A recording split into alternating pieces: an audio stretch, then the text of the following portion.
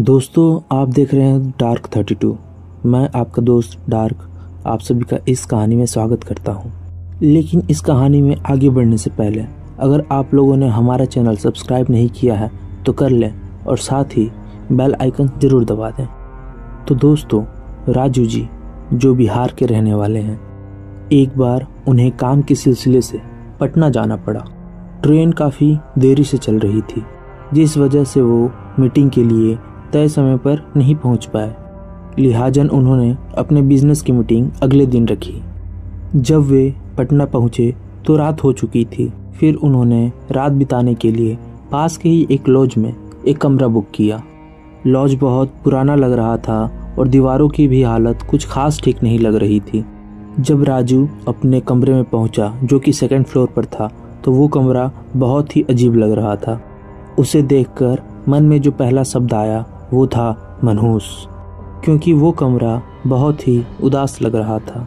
कमरे में 2 दरवाजे, एक बालकनी और साथ ही एक खिड़की भी थी। खिड़की के साथ वाला जो दरवाजा था वो दक्षिण दिशा में था। गर्मियों का मौसम था और कमरे में जो सीलिंग फैन थी वो बहुत ही धीमी चल रही थी। वह सीलिंग फैन हवा से ज़्यादा आवाज़ ज़्यादा कर रही थी। राजू ने सोचा कि इस पंखे से तो कुछ नहीं होने वाला, इससे ज़्यादा तो बाहर हवा चल रही है, क्यों न दरवाज़ा और खिड़की खोल दिया जाए। तभी राजू जैसे ही दरवाज़ा खोलने के लिए आगे ही बढ़ रहे थे कि तभी लॉज का मालिक आ गया और राजू जी को रोकते हुए बोला, अरे अरे क्या कर रहे हो?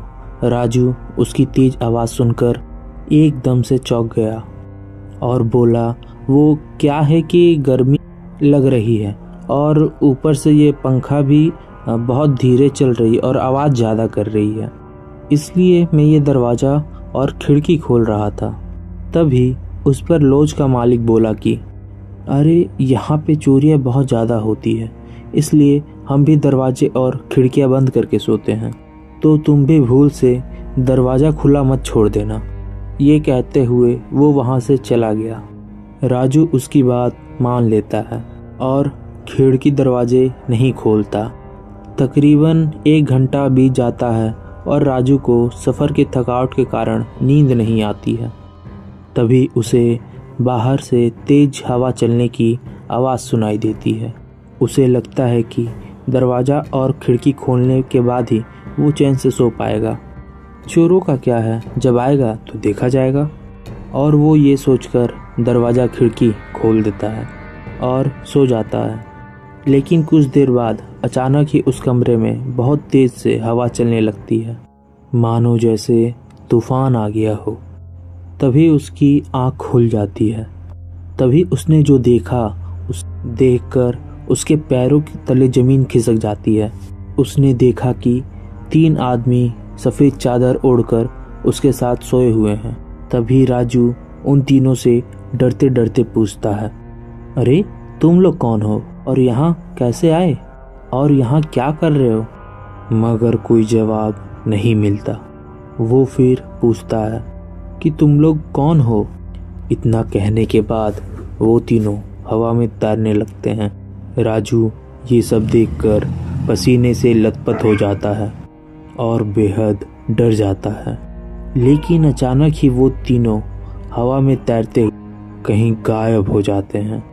राजू इतना डर गया कि अब वह चाहकर भी अपनी जगह से नहीं हिल पा रहा था। साथ ही उसके गले से आवाज़ भी नहीं निकल पा रही थी।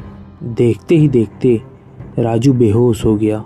जब उसकी आँख खुली तो सुबह हो चुकी थी। उसने अपना बैग उठाया और सीधे लॉज के मालिक के पास पहुंचा और सारी बात बताई। इस पर लॉज के मालिक ने कहा कि मैंने तो पहले ही तुमसे दरवाज़ा खोलने के लिए मना किया था, लेकिन तुम माने नहीं। तभी राजू ने लॉज के मालिक से कहा, आपने तो केवल चोर उचक्कों की बात कही थी, लेकिन वहाँ कुछ और ही था। इस पर लॉज के मालिक ने बताया कि ये जो लॉज है वास्तु के हिसाब से गलत बना हुआ है और उस कमरे की खिड़की और दरवाज़ा दक्षिण दिशा की ओर खुलती है, जिस ओर एक कब्रिस्तान पड़ता है, जिस वजह से ऐसी नेगेटिव एनर्जी आती रहती है। दोस्तों, कहा जाता है कि अगर आपका घर वास्तु के अनुसार सही ना हो तो ऐसे घरों में समस्याएं आम हो जाती हैं और बुरी ताकतें अपना कब्जा करना शुरू कर देती हैं। तो दोस्तों, इस वीडियो में बस इतना ही। दोस्तों, डार्क 32 ऐसे किसी भी घटना का सच्ची होने का दावा नहीं करता है। दर्शक इसे केवल अपने मनोरंजक की दृष्टि से ही देखें और सुने। तो मैं आपका दोस्त डार्क फिर मिलता हूँ। तब तक के लिए बाय, एंजॉय कीजिए।